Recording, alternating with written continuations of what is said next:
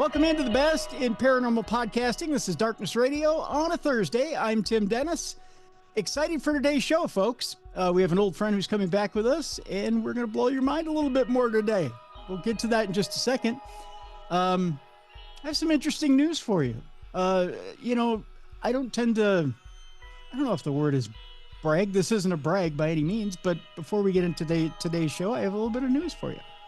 So there's a huge news story that's going on. It's been going on for over the last couple of days about Pope Leo, right? The idea is that Pope Leo is related to a few different stars via a man in Canada that goes back 6 generations, right? And he's supposedly related to Madonna, Justin Bieber, Angelina Jolie, and even Justin Trudeau and Pierre Trudeau via this man in Canada that goes back six generations. So I went, well, this kind of rings bells for me, as I've said before on this program. Not that I like to turn a lot of attention to myself on this program, but it's kind of a little narcissistic if you ask me. But alarm bells start going off in my head. As I've told you all before, my 18th great grandfather was the 4th Grand Master of the Knights Templar. And through him, there's a lot of interesting connections, including a lot of famous people. I don't remember what great auntie she is, but Joan of Arc is my great aunt. There's some interesting connections here. So I text my aunt yesterday, and I'm like, they said this connection in Canada, and there's actually 2 Trombley brothers, or they're connected, not Trombley brothers, but they're connected to the Trombley family or Trombley family that founded Quebec. And all things kind of run through Quebec, if anything, as far as French Canada goes. And I thought, well, that has to be the connection here with Pope Leo. And so I text my aunt and I said, are we related to Pope Leo? And she goes, as a matter of fact, we are. He's my 10th cousin. He's your 11th cousin. And I went, get out of here. She goes, no, seriously. Yeah, he's a cousin. So there's yet another famous person I'm related to. So I don't know, maybe I'll pop up on the steps of the Vatican. We'll have a spaghetti dinner. We'll sit around and we'll talk about how the Sox suck and the Twins rule. So I guess there's my little picadillo for today. So it's another famous person I'll never meet. But you never know. But there's all kinds of theories now swimming around my head, which I'll keep in my head, that will sit there. Maybe I'll share one with Nathaniel, our guest, after the program. Our guest is an old friend who's going to join us today, Nathaniel Gillis. He's known as an esteemed paranormal researcher, a captivating figure in the realm of the supernatural, with an unwavering dedication to unravel the mysteries of the infernal. Nathaniel possesses a wealth of knowledge and expertise that has established him as an authority in his field. He's got piercing intellect and navigates the delicate nuances of the paranormal lore with ease, elucidating the dark depths of the occult to shed light on ancient rituals, I can't even say the word. We'll just say dark entities and the intricate forces that govern their interactions with the mortal world. We'll put it this way. I teased you yesterday about sigils. That's all I'll say. And then we'll just jump into it right away. Let's welcome him back to the program. Nathaniel Gillis, my friend, welcome back. Thank you, sir. It's always a pleasure to be on with you. And thank you for having me back on again. It's great to be here. It's great to have you. I also teased the audience yesterday that maybe I know that your work continues, but it seems like your work is getting darker, and there may be coming a time where maybe our visits might be cut short, that you might have to pull back a little bit on some of the appearances that you're doing. Yeah, absolutely. And that's an unfortunate byproduct of the kind of research I and others are doing at this point. What I've learned, if anything, about the phenomenon is if you get too close to the matrix or the construct, it pushes back. And so here lately, I've been doing really, really dark research, and it's taxing, to be transparent with you. And there are days where I'm on the mountaintop, right? I have some kind of revelation. I had a breakthrough in the work, and then only to find myself just completely able to function the next day. It's like the phenomenon hits you with everything, so it's depression, sickness. I was in a head-on collision a couple months back where it totaled my car and 60 miles an hour. We still don't know where the guy came from, just head on, boom. And it was the night before that actual car wreck. I had been reaching out to friends and family, just pray for me. Would you do something? I feel the phenomenon reaching for me because of the research I'm doing. And so that's when I'm kind of maturing into a pattern where I have to do my research for like maybe 3 or 4 days and then take a week off. 3 or 4 days, take a week off. But the work is important because we have the weight of history on our shoulders. We're not doing this just for us. We're doing this for the generations to come. So it's really not about me. It's not about you. It's not about any of us. And I know you know that, brother. And so, Yeah. but yeah, that's why I'm here. The work is progressing. But as you well know, the phenomenon is evolving according to our awareness of it. And that means in order for us to get an angle on this thing, we have to evolve twice as fast in order to understand what's actually occurring. And so where I'm at now is I've been collecting sigils that are being found on craft and on the bodies of experiencers. In my most recent breakthrough was a quote given by Kenneth Grant, who was the heir to Thelema, given to him by Crowley. And his point was number one, before all of this was hijacked by ufology, these beings were perceived to be interdimensional. They did have bodies and they have their own sigils. Really. What kind of extraterrestrial would sigilize a body? Right. And so when I had that quote, along with all the cases I've been collecting, right, of sigilizations occurring on experiencers, not just sigilizations, my friend, but actual people who've conjured entities who were physically attacked by them. I have a photograph of a handprint of an entity where he was literally pushing his hands out of the body, and underneath the skin, you could see the subdermal handprint and its claws. Really? Yeah, so it's really nasty stuff. And but this is just where the research has led me. When I first got in this field, everybody, not everybody, but people are saying, okay, religious demonologist, he's trying to project religion on this. I'm really not. Matter of fact, my model as it stands is not demonological. I think the phenomenon eclipses that archetype. But there are aspects of what we're dealing with that gives reason, right? It actually did inform demonology as to what they are, and that's where you have the sigilizations occurring and the presence of ritual magic being employed on experiencers. Mhm. And it's unfortunate because when we have entire organizations that are sponsored and infiltrated by this intelligence, what starts to happen is if you change one word, if you change the word sigil into symbol, you can kind of push the extraterrestrial narrative without actually having to address the data set of what is this? What are they? And the most recent quote I have received from a book written by Kenneth Grant is yes, the ISIS Lodge has their sigils in their possession. And so now what we're doing is comparing and contrasting them. And so when you have this kind of controlled narrative out there in the field where people say, yeah, those aren't sigils, they're symbols, it doesn't just change the iconography, it changes the pathology behind them, right? Well, What's their purpose? let me ask you this before we get too far into the weeds here. Yeah. Could it be argued that, and you said you can interchange sigil and symbol? Mhm. Could it be that science wants to take some of the things that we see out there, even in crop circles, and I'll bring crop circles up as an example. They want Mhm. to take some of the things that they see in crop circles or some of the other things that they see, and maybe we'll get into these weeds here in a bit. Um, and they want to say, well, um, symbols are a form of communication. So maybe it's a way of an entity reaching out and just trying to talk to us.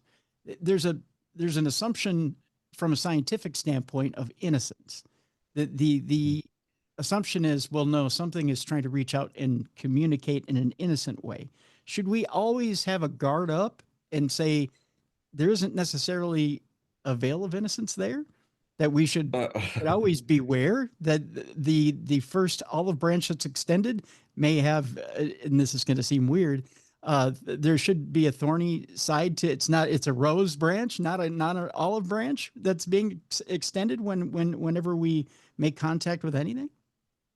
well, there are two pathologies present within sigilization that really point to a certain philosophy. Number one, these specifically speaking with experiencers, not all of them are visible to the naked eye. Sometimes we have to put them under a light and then they show up. The sigils themselves are not just, again, invisible to the experiencers, but even when they are visible to them, they seem to be following an occultist's philosophy on sigillology, and that was Austin Osman Spar. He was an occultist. And he wrote books on sigils, and his philosophy was that they follow three stages of evolution. Number one, the body absorbs the sigils. Number two, the body activates them.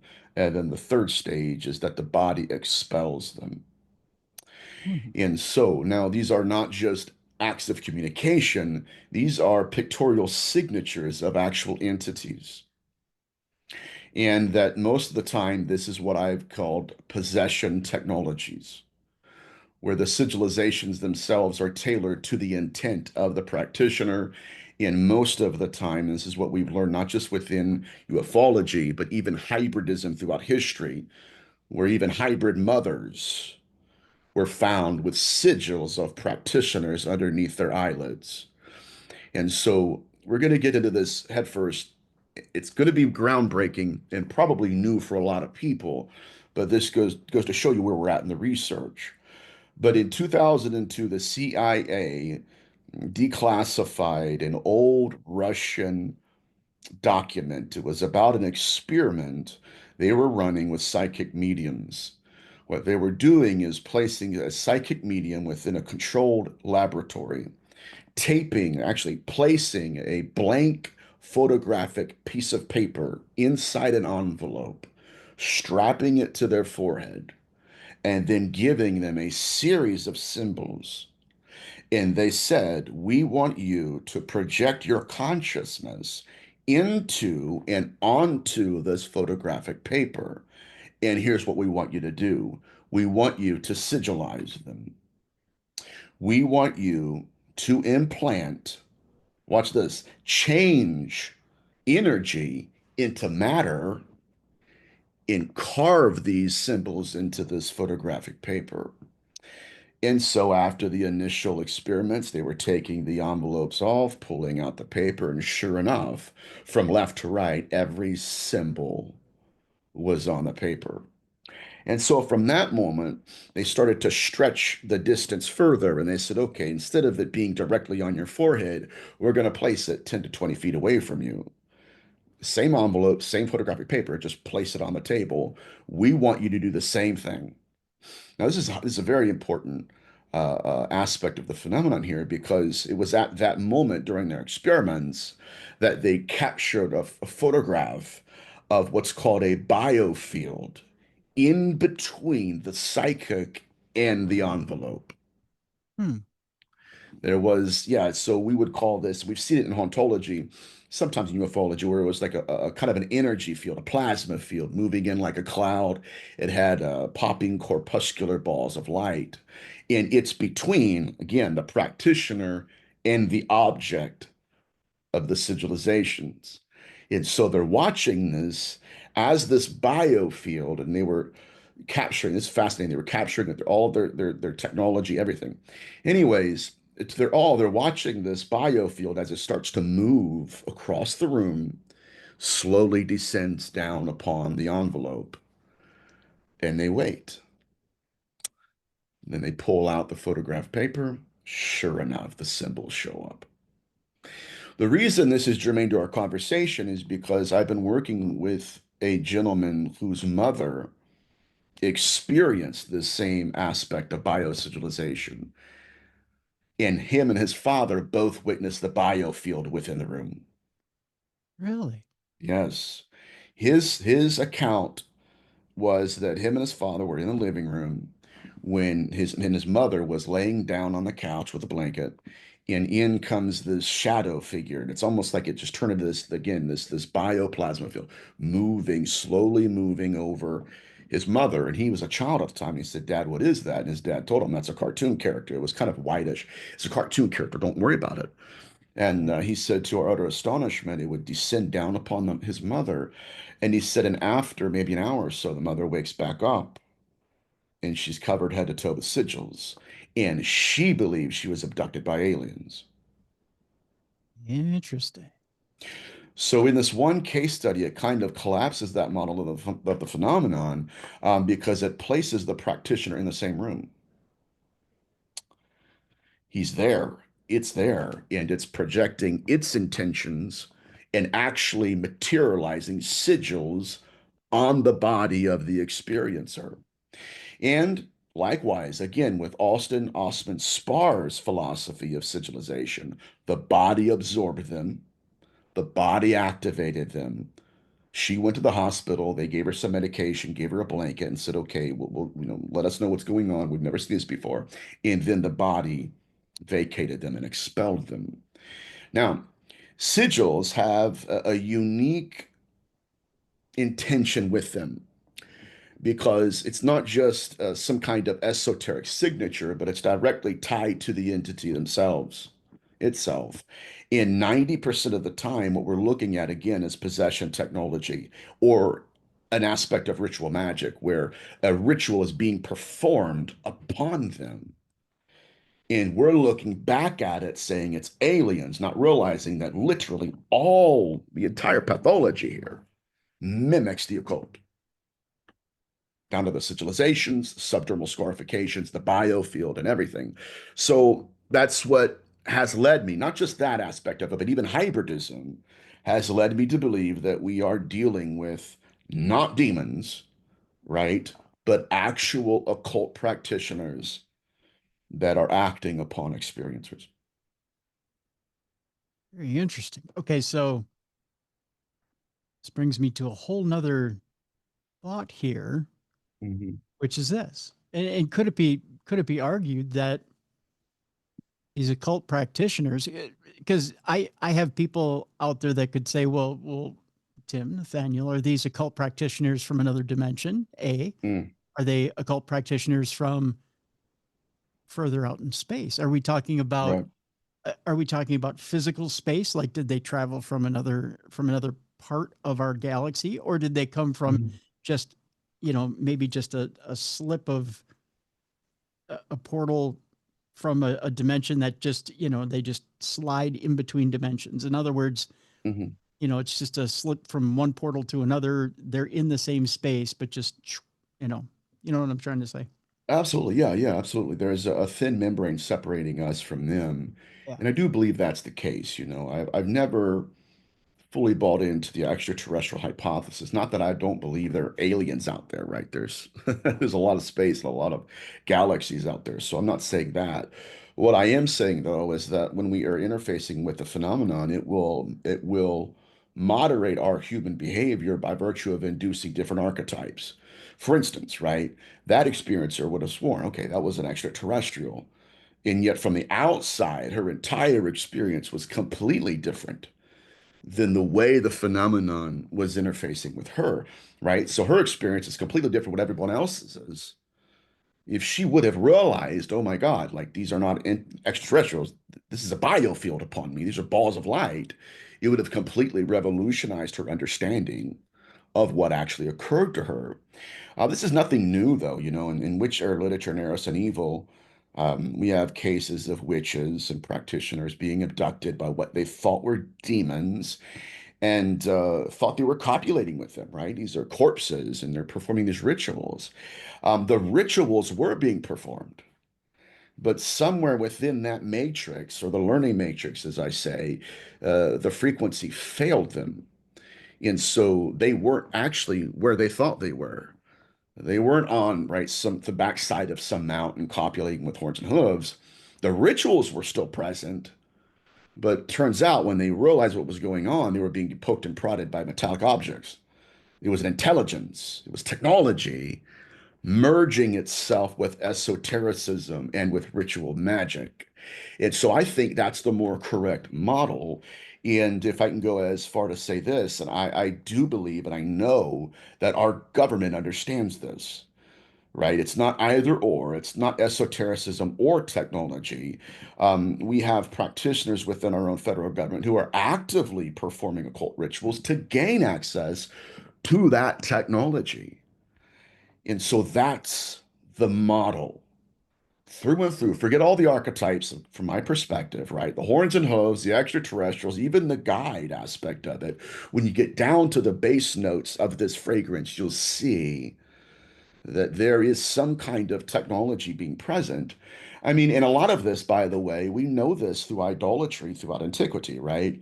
You have the practitioner of idolatry in the mm, late Iron Ages who was stoking the embers of a dying fire. He gets a download. I want you to go carve my name into a small piece of metal and then go find a dead body and plant that. Well, I thought that was ufology, right? It's not. Mm.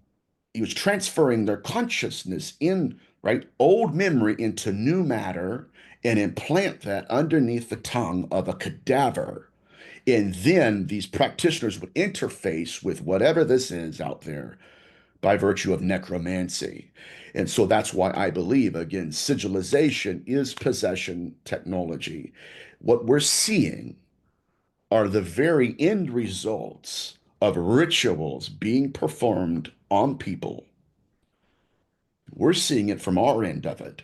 And what's happened, and this has been really defeating for me, um, is that throughout history, again, just changing the word, sigil to symbol, or if you even have somebody who isn't even familiar with this phenomenology show up and say, well, I don't even know what that is.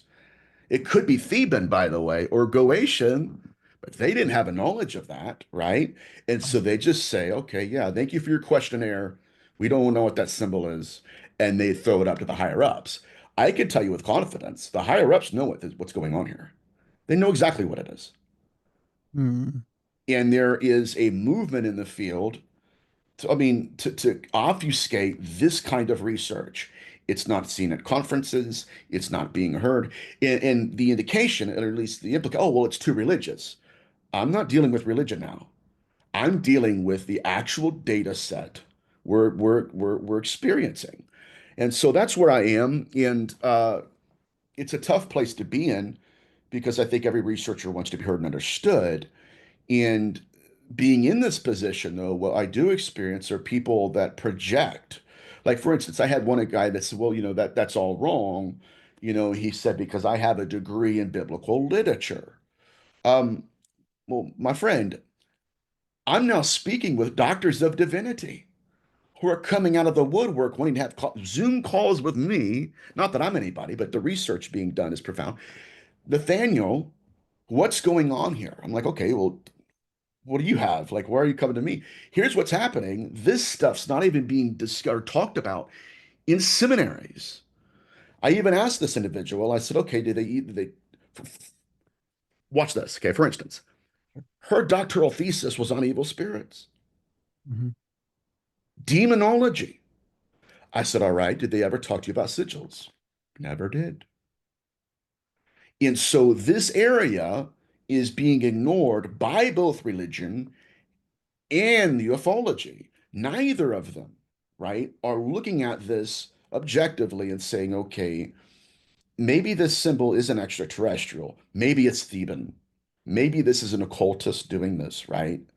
And I think that's where the research, I know it's where it's at, but the deeper we go into this, the more the phenomenon will protect itself. When it's carving sigils underneath people's eyelids, it's there and we're capturing evidence of it on accident because we're knowing what to look for, right? Now we can go into cases and say, okay, here's the light. What's going on here? And so The phenomenon doesn't want this information out, and it will attack anybody who does this. Okay, with that, we're going to stop, take a break. I have an interesting redirect when we come back, and I want to put it in a different and frame it in a different kind of light, Nathaniel. Here, Mhm. I want to put it in the same way that we treat cattle, and I want you to hold that thought when we come back. Are these entities not just possessing, but are they marking and branding us like cattle? Hence the under the eyelids. Hold that thought. When we come back, we'll talk to Nathaniel Gillis about, are we not only being possessed, held, and culled, but are we also being marked for a strange reason and being possessed and held on to like cattle? Is there a reason why they're following down the bloodline and doing other things? Are we being just plain held on to like livestock? We'll talk about that when we come back with our guest, Nathaniel Gillis. Interesting conversation and interesting work that Nathaniel's doing. Again, he's at the forefront of all of this, folks. And again, Nathaniel, we'll have links in the description of this program as to where people can find you and where they can follow what you're doing as far as research goes. He's got two books out there, The Skin That Crawls and A Moment Called Man. We'll have links to those books as well. Folks, when we come back, are we actually cattle for these things? We'll talk about that with Nathaniel when we come back on the best in paranormal podcasting. This is Darkness Radio.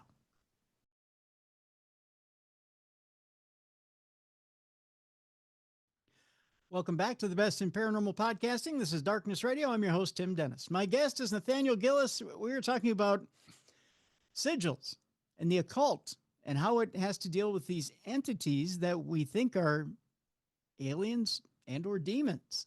What are they? We're talking with Nathaniel Gillis about this. And before the break, I was kind of teasing that I wanted to redirect here, Nathaniel, and ask you, with these sigils that are being left underneath the eyelids of different abductees, it got me thinking. To me, it almost seems like branding. It almost seems like something that a farmer would do to cattle. You know, we put a mark on the rear end of a cow or a bull. Mhm. We go to put it out to pasture so that we know, should this thing get away or should it stray from us, we have a way of marking it, knowing that that's our cow, that's our bull.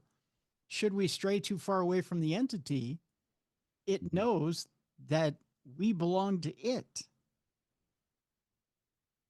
Mhm. Not only is this a mark or something to leave into the one that's possessed, but isn't this also a way to say to another entity, this is mine?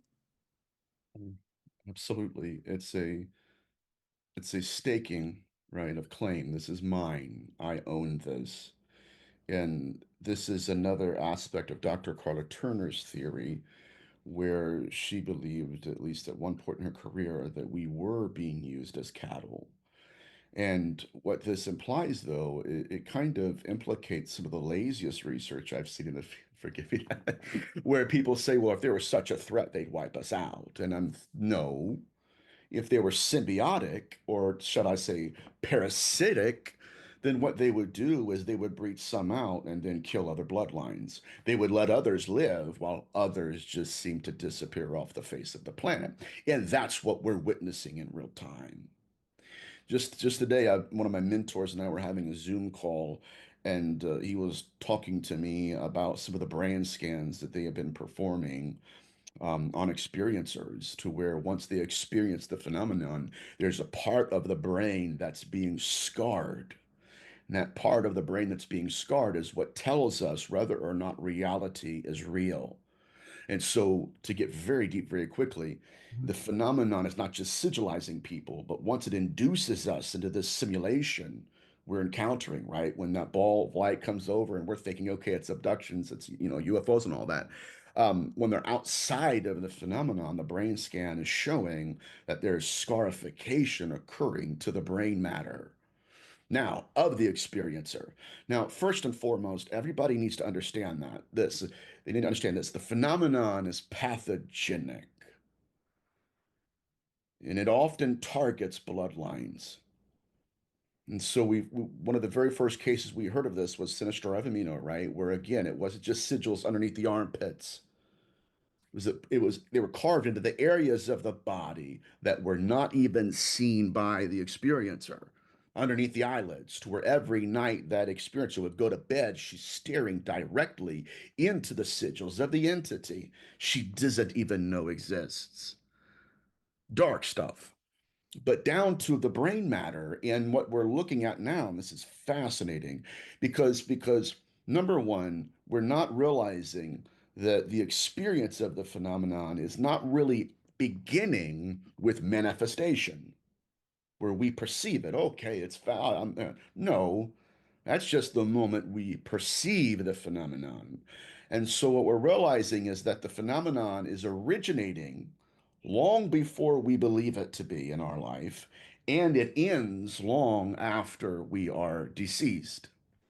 So these experiencers experience the phenomenon, they have scarification on their brain because of their direct experience with it.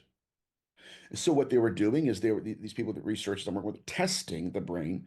Then the next stage, okay, we're going to interview and talk to the son. Okay, you're about 35. Your father, we've done brain scans with him. Have you experienced the same phenomenon? Yes, I have. Okay, let's do a brain scan. That part of their brain is also scarred. Here's the game changer, my dear friend. Now they're looking at the children of the children who've never encountered the phenomenon at all. Same scarification on the brain. Really? So, what we're looking at again is the phenomenon manipulating people into encounters in literally leading us to believe the encounter ends with you, or perhaps you are our target. And that's not always the case. You may be introduced to the phenomenon, but what you had to experience to get the scarification on your brain, your grandchildren may not. To where the phenomenon could create not just paranormality, but it could create the phenomenon through your entire bloodline, targeting someone that has not even been born yet, to where they don't even have to experience it. It's within them already. And so all of this points to a constructed reality, a matrix to which we are a part of. And it goes back to biosigilization. Yes, we are being branded. It's not just, again, it's not just them carving their intentions into us, right? This does seem to be possession technology to where even within hybridism, again, some of the very first cases of hybridism in history accompanied biosigilization of the hybrid mother, to where that entity was confused for a demon. Well, it would have been, right? Mhm. Mhm. Right. And so what essentially happened was, Father Sister Stravamina, for instance, would go into houses within an hour of the entity manifesting. He would collect secretions left by the entity along with biosigilizations on the hybrid mother. And so we would know that as sex magic. What that entity was doing was inseminating that hybrid mother with a fetus and then transferring his consciousness from his body into the body of the hybrid child within her. And so that's when you see, okay, hybridism within its full context is not defined by ufology. It's defined by practitioners of the occult, right? Carving their own sigils into the body and then leaving their own seed within the womb. Boom, hybridism. And so what's happened within ufology now specifically is that we want all of the sigils, but none of the historical context for them. We want all of the hybridology and hybridism, but not throughout history. And dare I say, even with Albert Bender, one of the very first contactees, he had built an altar to these things in his attic. So we want all the altars in ufology, but not the correct historical context that points us back to what these beings really are. And so all of this does point to, and this is some very, I mean, it's deep research, but it's expensive, Mhm. personally. But what I can tell you is that the breakthroughs are occurring, and that there are members of our federal government that know this to be true. And I think that's really where we are, my friend. So I want to change direction a little bit. Something you said earlier in the program that had to do with the space program, the Mm, fact that they were putting these sigils on their vehicles, yeah. and they were using sigils to almost summon, for lack of a better term, or using them. I'm sorry, to protect, not to summon, but to protect themselves. Is that am I saying that correctly? Well, it depends on the sigil. Some of the reasons we're getting for them doing this is that they want to secure a successful launch. Um, I mean, some of these are pentagrams. So it's not just anchoring the presence of the others into this rocket, right? Mm-hmm. It's also these also are designed to protect them from exterior spiritual forces. So it's not just right to keep it together, it's to keep things out of them. And so this is why, again, when people study this phenomenon and they don't have a correct understanding of phenomenology, they compartmentalize it, right? And demonology, that's too religious. And ufology, that's too secular. And technology, all this is ancient. And it's like let's get an idea of what all that means, but let's also sit down with a data set and have an honest, intellectually honest conversation and ask ourselves, why is it, for instance, that Diana Walsh Pasuka, a religious scholar, was told that these people literally put Barack Obama, not today's Barack Obama, and not the Senator Barack Obama, the president, the leader of the free world, when he was leader of the free world, we're going to go launch a rocket. Now, we're going to put sigils on the rocket and we're going to put you in a circle. We want you to look in this direction when the rocket launches into space. That's done for them. And we're going to go home and eat dinner thinking, okay, all is well. It's not. That's a ritual. We don't even have to argue about that, right? That's not where the conversation is. The conversation is, what does it mean to them? Why would we, right, position the leader of the free world, unbeknownst to him, mind you, Okay. right, in the circle? Don't even look this way, look that way. And that's just one question. Now we can go down the rabbit hole of who taught them this ritual? Where are they getting these downloads of information?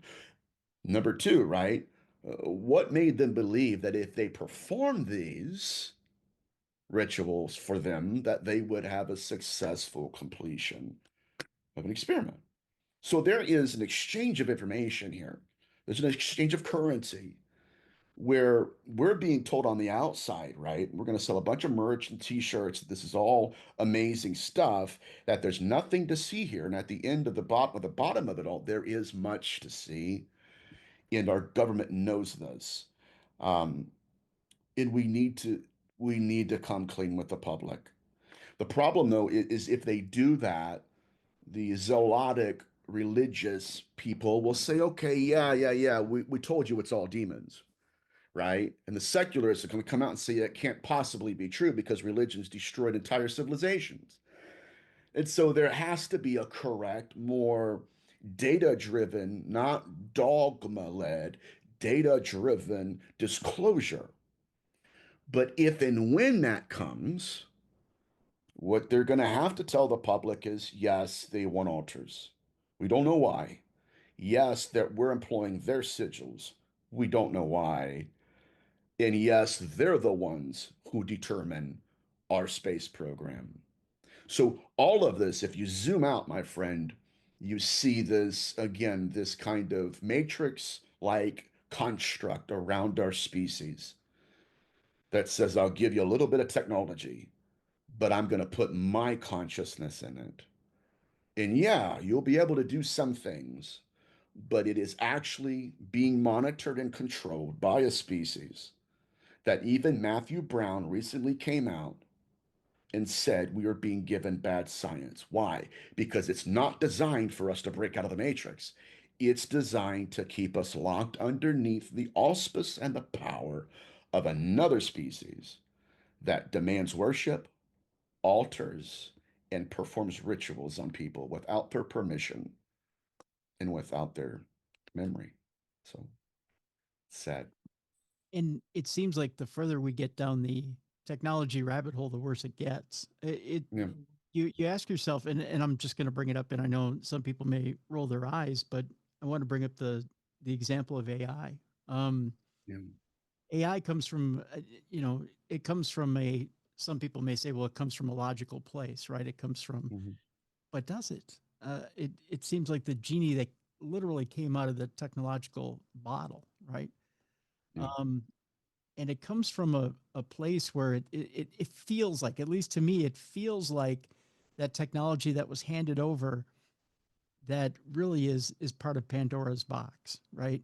It's Hmm. one of those things that it's got the demonic trap to it. It feels magical and wonderful, but it's Hmm. got that little catch 22 at the end. It's not all Right. perfect. It you go to use it for a legal briefing, but it gives you the wrong information at the end that Hmm. you can't use in a legal briefing that will trip you up when it comes to your case. You go to use it for uh, an all important project, or you go to use it for a Yeah. school paper, yet it's inaccurate information. It's going to end up getting you an F. It's the demonic trick, right? Use Hmm. me for a certain amount of time, and it turns out to be wonderful. It's a wonderful shortcut, but it will trip you up in the end. Doesn't it feel like the demonic trick? It is very reminiscent of ancient technology within idolatry, like I mentioned, right? The practitioner stoking the embers of a dying fire. The thing is, when you're looking at some of what the metamaterials that they're giving us, even with Richard Banderick, who was a part of various top secret data collections, he did a podcast and was talking about how he was a part of a group that was contracted with the government to go out and collect metamaterial. And he said that it was falling from the sky. Key point, falling from the sky, but it mirrored its surroundings. So when he holds it in his hand, oh, it looks like a hand. Or when it's up in the sky, it looks like a sky. And so pieces of reality were almost falling out of the sky, if you will. And now he said we were holding it in our hands. And if it did not align with the person holding it, it would dissolve into a dust. And so his opinion was that there is something out there trying to manipulate our species. And he said that depending on who held it, the phenomenon would allow that individual to deconstruct and to re-engineer whatever that metamaterial was. And so if I may say that sometimes we see programmers that are being programmed by the phenomenon. I'm going to AI, right? Oh, AI is just it's the byproduct of programmers, right? But is it possible that something is programming the programmers? Because, right, it's that individual. Go out and find the metamaterial and carve my name into it. Well, that's me creating a program. No, you were programmed to create that program. Yeah. There's something else out there that's manipulating you, calling you out into the deserts and to collect this metamaterial. So we are in a very precarious position, one that could possibly bring on the real entities out there, not the little imps, not the archetypes, but the phenomenon blending its consciousness within our own technology and handing it to us and saying, yeah, it's not us, it's you. You're the one that programmed it, but we programmed you. And I think that's where we are. So, what is the if we truly, and I'm going to go all the way back to, um, was it Ike or Eisenhower in the supposedly the deal that was made between Eisenhower and the aliens Mhm. um, for technology or the military industrial complex as it is known now. and aliens for a swap of technology versus, or I'll use aliens in quotes here because it Mhm. may have not been aliens, but something else. So the swap is made, and we don't know what deal with the devil was made at that point. Um, Technology for whatever it was that they required.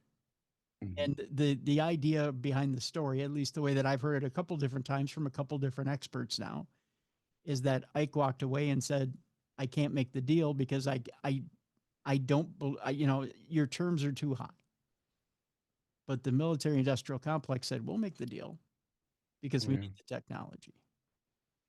And nobody Yes. knows what it was that they asked for. At least I don't know Mhm. what it was that they asked for. But do you know it? Have you heard? The only thing I can come back to, it's not just my own independent research, but other researchers I've been working with that are not even religious. See, people like to project that, right? Who's just religious, religious dogma. It's like, no, these people are secularists, but they've been looking at the model being presented over and over. It's a common pathology. It's through and through. Um, so I had to preface what I'm going to say with that. But to answer your question, my friend, it would go back to the Collins Elite research back in the 1950s, right here in my hometown, Dayton, Ohio, when they, in their research, they encountered a group of practitioners within our federal government that were trying to contact these beings. And the way they were contacting them, again, it's exactly what we're seeing today, right? Exactly what we're seeing today. They contacted them in controlled laboratories. Actually, no, it's not exactly what we're seeing today. It's a little bit different. It's right out in the open today, my friend. Different. But in the 1950s and 60s, yes, these practitioners were in the laboratories and they were reading out of grimoires written with the help of entities, written and scribed by practitioners. And at the completion of the ritual, the phenomenon would partially manifest an apparitional thing or technology, and they would get the blueprints of it, right? Oh, okay, that's cool. Okay, thank you very much. But there was a currency exchanged, and it wasn't just rituals. There were sacrifices, and there, at least according to Redfern in his book, that it was some of them were human, and that's not changed, by the way. It's not changed. It's not an accident that the leading abductee in the world is looking at balls of light and telling them how beautiful they are. You are gorgeous. Aren't you wonderful? Thank you. This is amazing. And these same balls of light, by the way, are witnessed going in and out of bodies and carving them with sigils and burns. But the problem is the phenomenon is in control of all of the narratives. It does not want to be seen. And dare I say, the government is also in control of the narrative on the part of the phenomenon. They don't want us to know what they're doing with the phenomenon behind closed doors. They don't. It would destroy all models and it would make us realize that, yeah, we are in some kind of farm. It's like some kind of artificial habitat.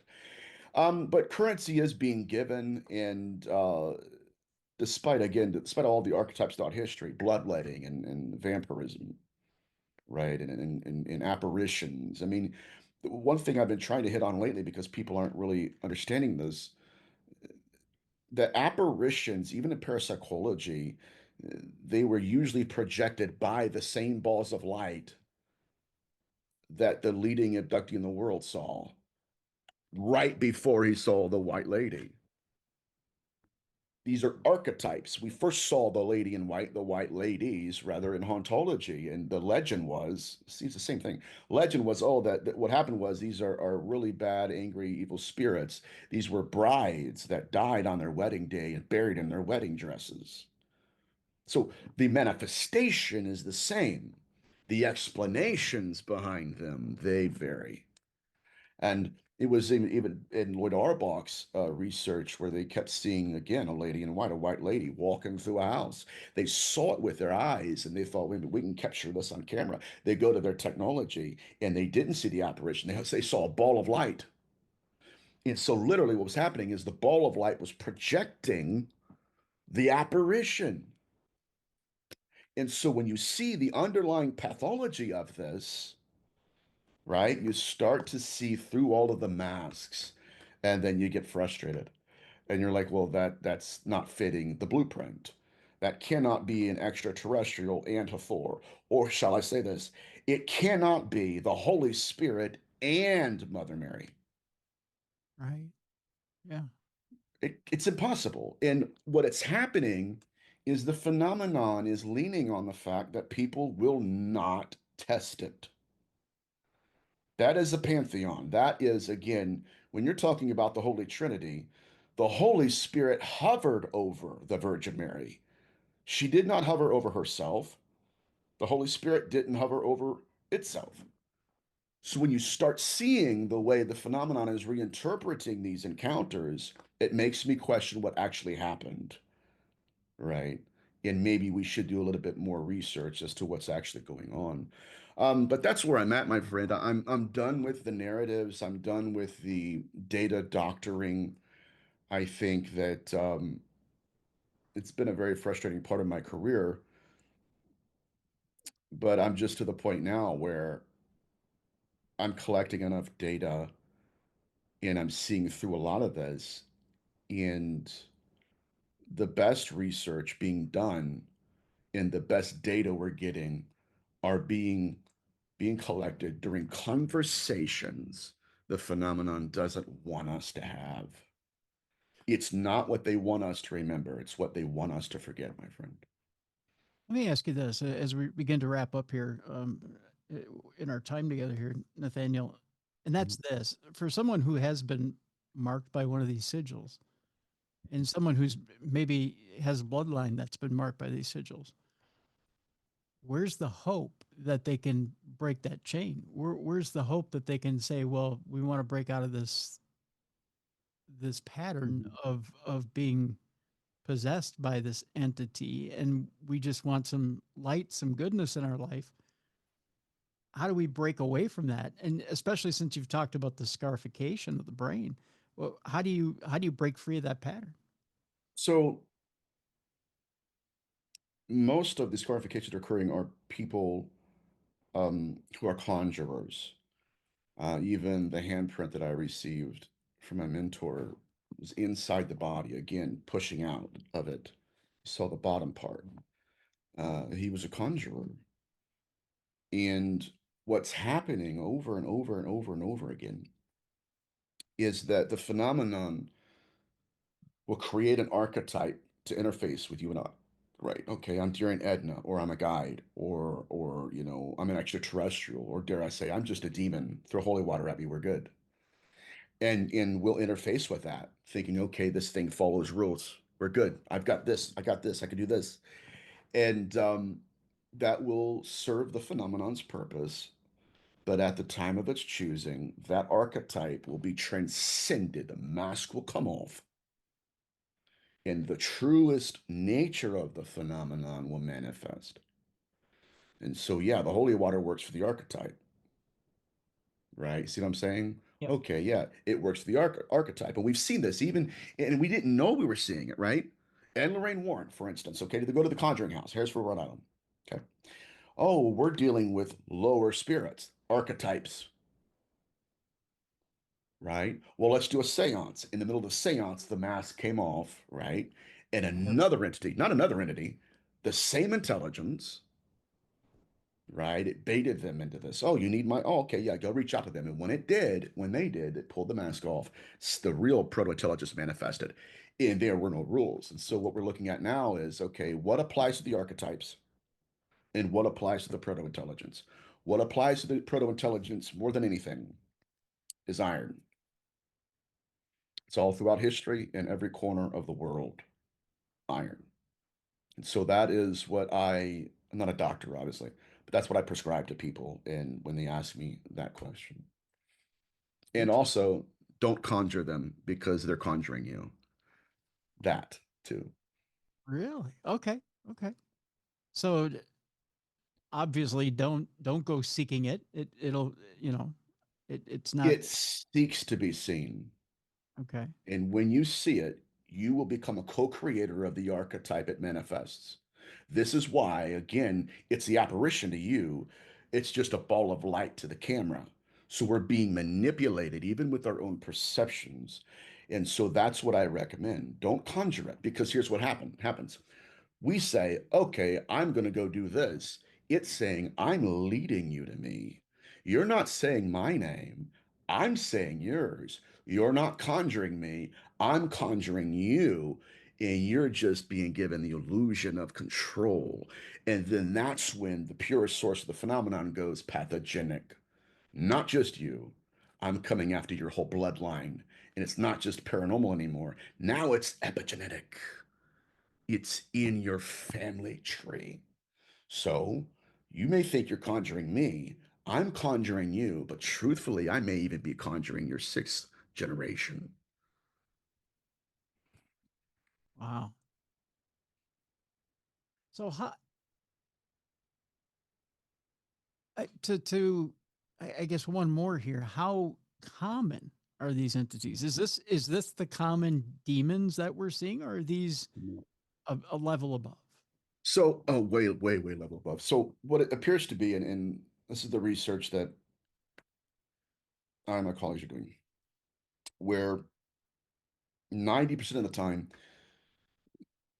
the people in the field, especially like, paranormal researchers, go into a house. Okay, it's Dear Edna. Oh, we got a little bit of data, and that's cool and everything. To me, and this is my perspective, these are archetypes. And the most cutting edge research being done right now is literally sitting with the phenomenon, and the phenomenon say, okay, I'm Derek Adna. And literally, no, you're not. I don't want to talk to that archetype. Oh my God, you're getting me pumped up, right? And so Mhm. now what's happening, my friend, is the phenomenon is so intelligent where it goes through an evolution of stages that doesn't work on you. No. And so what I'm not saying is that the all of these archetypes are right horizontal. No, they're vertical. The phenomenon has a systematic way of interfacing, right? Okay, so I'm during Edna. If we say, I don't believe you are at all, and I won't believe you are, the phenomenon is now saying, there's a learning matrix. Who do I become? Who do I become? Who do I become? Okay, boom, I'm this.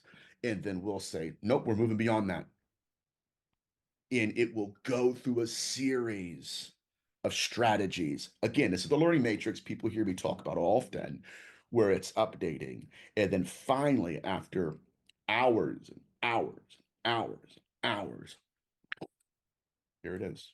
Okay, now and I'm telling you, it's not just the technology changes, the EMF read, all of that. We step into something to where we've pushed the phenomenon beyond all of the masks, and now we're truly testing. Now, this is why, again, people say, okay, religion's stupid and all that. Okay, fine. But they were some of the very first experiencers, and they had a testing mechanism to test the spirits. Number one, you need to. That's a huge deal too, right? Some people are like, I don't have to. I'll just take it, hook, line, and sinker. No. And so this is what we're realizing is that 90% of the phenomenon, okay, yeah, I'm everything. I'm, all of these. And so that's why it is, right? They compartmentalize it because these are various archetypes of the phenomenon in different stages of contacting it. And I guess I'll finish with this real quick. This is also demonstrated within the pathology of Ted Rice's abductions, where he had already been abducted by the phenomenon as a young man, but he forgot it. The phenomenon was literally repressing these memories, and he became a psychic medium and was talking to his guides, right? An archetype, a lower level archetype of the phenomenon. And so when he started having post-traumatic stress disorder, he went to go get memory regression sessions, and sure enough, he remembered, oh yeah, they took me, and they weren't guides at all. They were something entirely different. And then when he's going through these episodes, right, manic episodes, nightmares, stress attacks, panic attacks, guess what? Goes to his guides, no longer there. Because Hmm. once he snuffed it out, right, he had transcended all of the other archetypes, and now he's thinking, well, who are they? That was the phenomenon. Ah, okay. So we have to test it. Yeah. Understandable. Understandable. Okay. All right. Well, Nathaniel Gillis, I want to thank you so much, my friend, for being with us. Two books out there that we have a link to in the description. The Skin That Crawls, A Moment Called Man. Uh, Scary stuff, my friend. Scary stuff. And I Thank you. wish you the best, and I'll be praying for you as you go out Thank you. there and continue in your research and keep you in my thoughts and prayers, because Thank you, sir. I do worry about you, my friend. I do. Me too. But I'm just glad to be here, brother. So yeah, I appreciate the opportunity to discuss the research. Always a pleasure to be on with you, brother. So thank you. Pleasure is mine. Pleasure is mine. Folks, before we wrap up today, a couple of notes here. One, if you're listening to this podcast, you're not watching this podcast, you can go to YouTube. It's the original Darkness Radio, or just go to darknessradioshow.com and you can click on this episode and you'll see the video along with the audio. We appreciate it if you can like and subscribe if you so wish at the YouTube channel. We're always looking for new subscribers, and please join us over there on the video as well as the audio. Two, the Darkness Radio app is available right now and updated for iOS 18. Please join us on the Darkness Radio app as well. And let's see, three, what else am I missing? Oh, we're on the weekend. And of course, we're approaching summer quickly. Again, if you have a neighbor out there that is disabled, a neighbor out there that maybe needs your help, that is elderly, please be a light in someone's darkness this weekend. Go out there and help them. If they need some yard work done, if they need some housework done, don't lead somebody astray. Maybe even take them out for a meal or get them out on the town.